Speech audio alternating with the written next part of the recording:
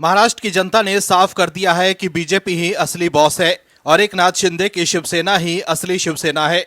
उद्धव ठाकरे और उनके खास संजय राउत जो ये कह रहे थे कि उनकी शिवसेना असली है, जिन्हें जनता ने सबक सिखा दिया है कि असली शिवसेना वो है जिसे बाला साहब ठाकरे ने अपने मेहनत से खड़ा किया था और बाला साहब की शिवसेना कभी भी कांग्रेस के साथ नहीं जाती। संजय राउत जो शिंदे गुट के नेताओं को गद्दार कहते थे, उन्हें जनता ने बता दिया है कि महाराष्ट्र के साथ किसने गद्दारी की थी। 2019 के विधानसभा चुनाव में उद्धव ठाकरे ने वोट तो लिया था पीएम मोदी का पोस्टर लगाकर और नतीजों के बाद कुर्सी की लालच में कांग्रेस और शरद पवार की एनसीपी की गोद में जाकर बैठ गए।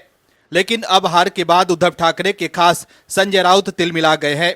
हार के बाद संजय राउत समझ गए हैं कि अब उनकी राजनीति का दी एंड निश्चित है।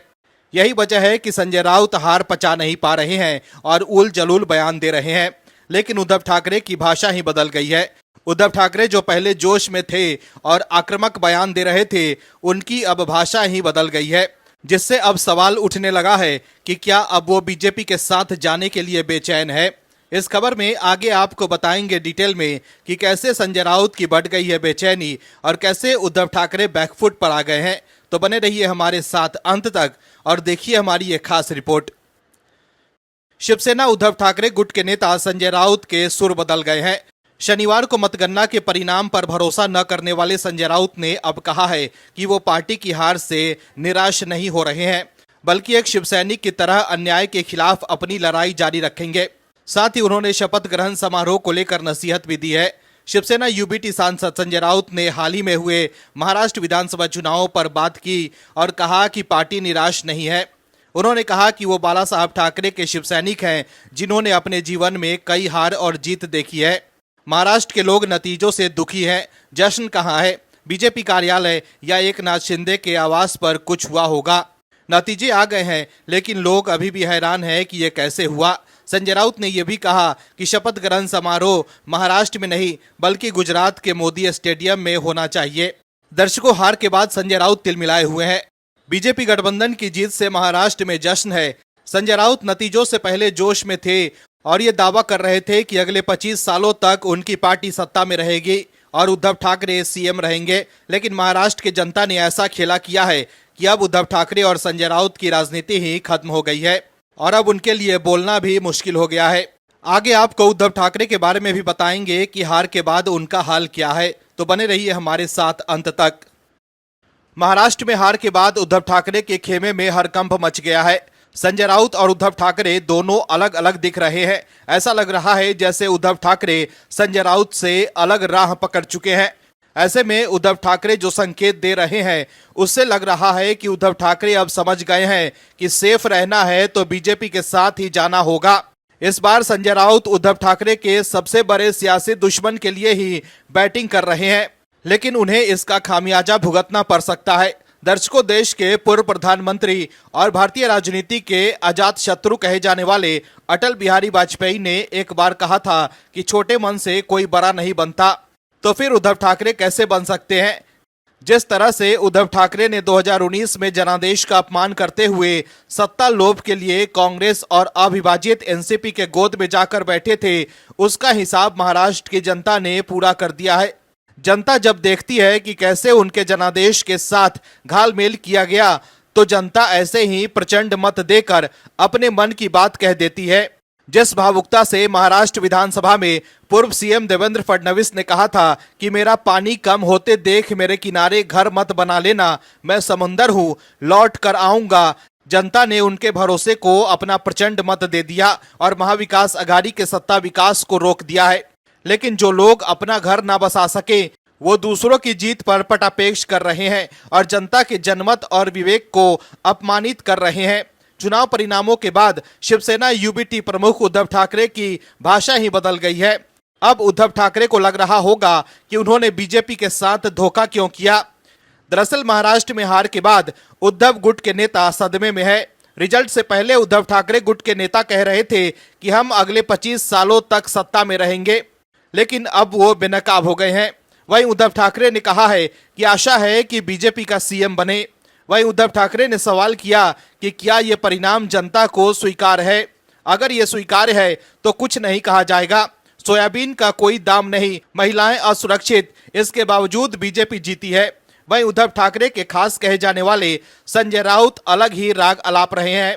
चुनाव परिणाम के चंद घंटों बाद से ही संजय राउत हताश और परेशान नजर आ रहे हैं। ऐसे में जहां एक तरफ उद्धव ठाकरे कह रहे हैं कि आशा है कि बीजेपी का सीएम बने, उद्धव ठाकरे चाहते हैं कि शिंदे सीएम ना बने, क्योंकि उद्धव ठाकरे एकनाथ शिंदे से सबसे ज्यादा नाराज हैं, क्योंकि शिंदे ने ही उनकी पार्टी को तोड़ी थी और अब उनकी शिवसेना पर भी शिंदे ने कब्जा कर लिया है। लेकिन दूसरी तरफ संजय राउत शिंदे की तरफ से बैटिंग करते दिख रहे हैं। हार के बाद संजय राउत ने एक्स पर पोस्ट कर लिखा है कि फैसला दिल्ली में हुआ, बीजेपी अब एकनाथ शिंदे को मुख्यमंत्री नहीं बनाएगी, अब क्या। दर्शकों, बीजेपी ने इस बार अकेले 130 से ज्यादा सीटें जीती है। इससे पहले महाराष्ट्र में महायुति के पक्ष में रुझानों को लेकर उद्धव गुट के नेता संजय राउत ने तंज कसते हुए साजिश का आरोप लगाया था। संजय राउत ने कहा था कि मुझे इसमें एक बड़ी साजिश नजर आ रही है। यह मराठी मानुष और किसानों का जनादेश नहीं है, हम इसे लोगों के जनादेश के रूप में स्वीकार नहीं करते। संजय राउत ने आगे कहा कि उनके मन में इस बात को लेकर कोई संदेह नहीं है कि चुनाव में पैसों का इस्तेमाल किया गया। उन्होंने सवाल उठाते हुए ये भी कहा कि मुख्यमंत्री एकनाथ शिंदे के सभी विधायक कैसे जीत सकते हैं। अजित पवार, जिनके विश्वासघात ने महाराष्ट्र के लोगों को नाराज किया, वो कैसे जीत सकते हैं। वहीं जीत के बाद महाराष्ट्र के सीएम एकनाथ शिंदे ने उद्धव गुट पर जमकर निशाना साधा। शिंदे ने बता दिया कि असली शिवसेना उनकी ही है।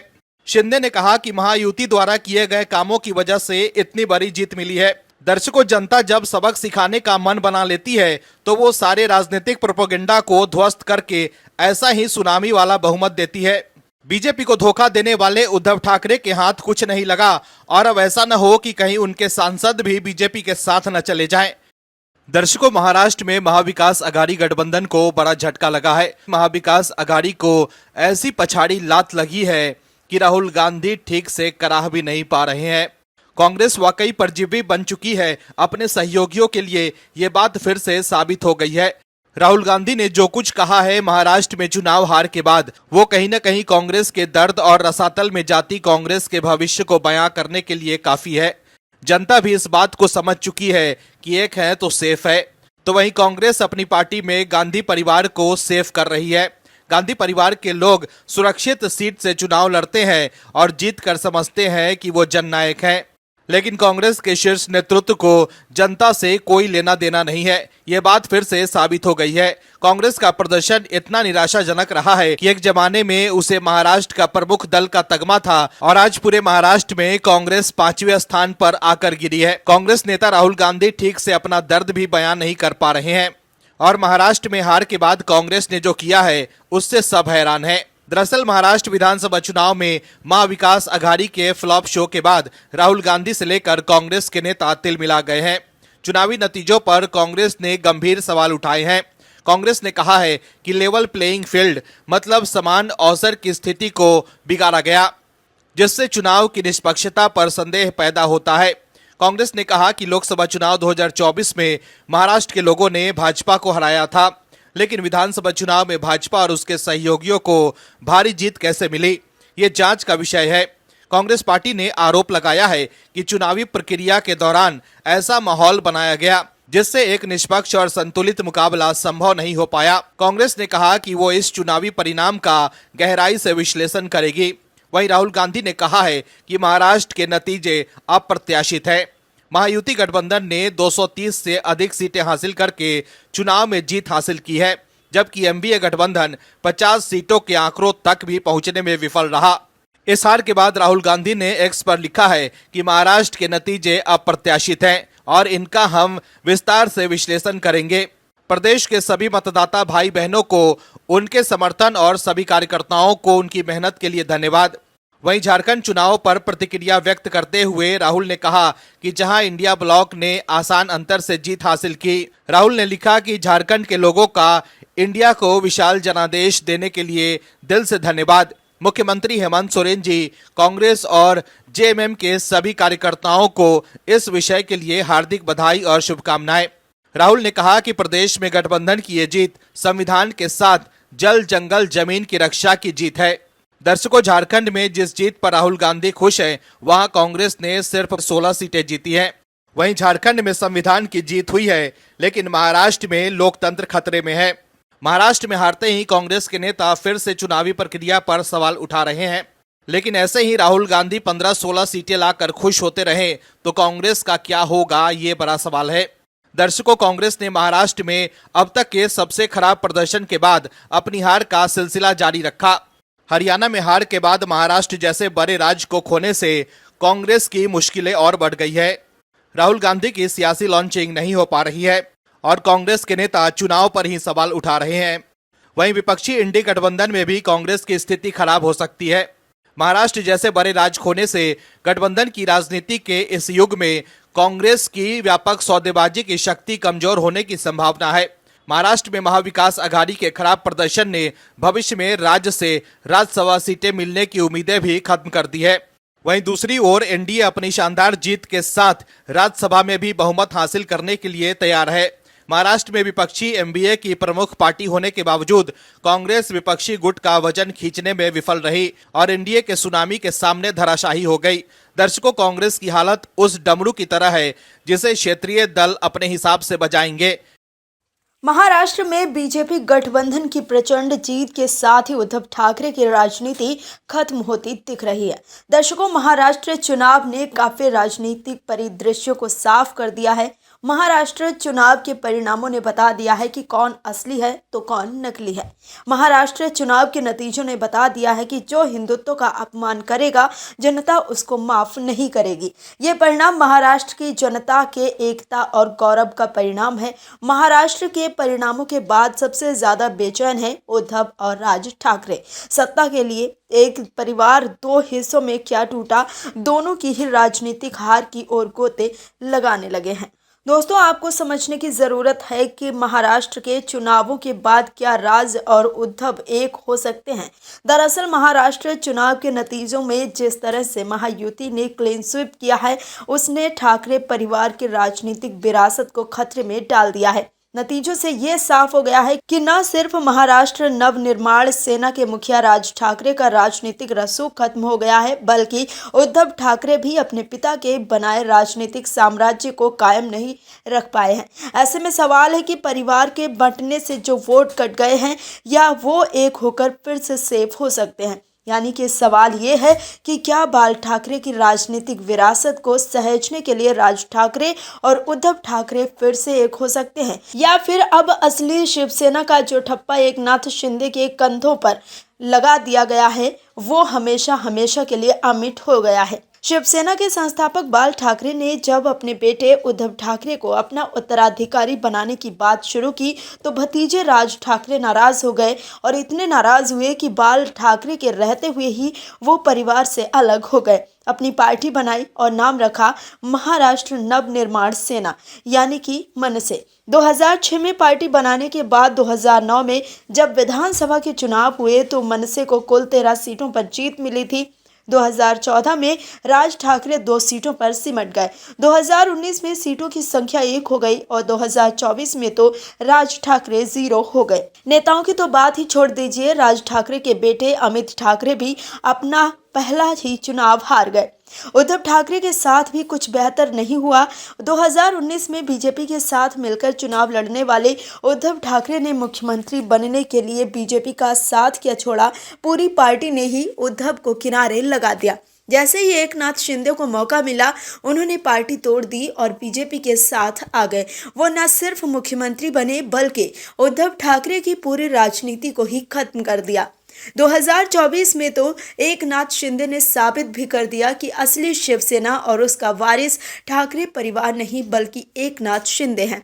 ऐसे में अब 5 साल तक तो राज ठाकरे और उद्धव ठाकरे दोनों को ही इसी नतीजों से संतोष करना होगा। अगर उन्हें बाल ठाकरे की विरासत बचानी है, फिर से महाराष्ट्र में शिवसेना का वर्चस्व कायम रखना है, फिर से खुद को साबित करना है, तो शायद उनकी एकजुटता ही इसमें मदद कर सकती है। आखिर प्रधानमंत्री नरेंद्र मोदी भी तो कहते हैं कि एक है तो सेफ है। परिवार एक रहा तो शायद विरासत भी सेफ रहेगी, वरना तो पार्टी और परिवार के बंटने पर शिवसेना मनसे के वोट कैसे कटे हैं। 2024 के विधानसभा चुनाव का नतीजा इसका गवाह है। दर्शकों, अगर फिर से ठाकरे परिवार एक होता है और महाराष्ट्र में फिर हिंदुत्व का झंडा बुलंद होता है तो हो सकता है कि ठाकरे परिवार की राजनीति को थोड़ा सहारा लग जाए। लेकिन बीजेपी जिस तरह से हिंदुत्व के पिच पर बैटिंग कर रही है, उससे उद्धव ठाकरे के लिए अब महाराष्ट्र की राजनीति में फिर से उठ खड़ा होना नामुमकिन जैसा है। और राज ठाकरे भी अब बीजेपी के साथ नजर आ रहे हैं। ऐसे में उद्धव ठाकरे का साथ राज ठाकरे देंगे, ये मुश्किल ही है। Bureau report, OMH news. और भी वीडियोस देखने के लिए चैनल को सब्सक्राइब करें और बेल आइकन को दबाएं।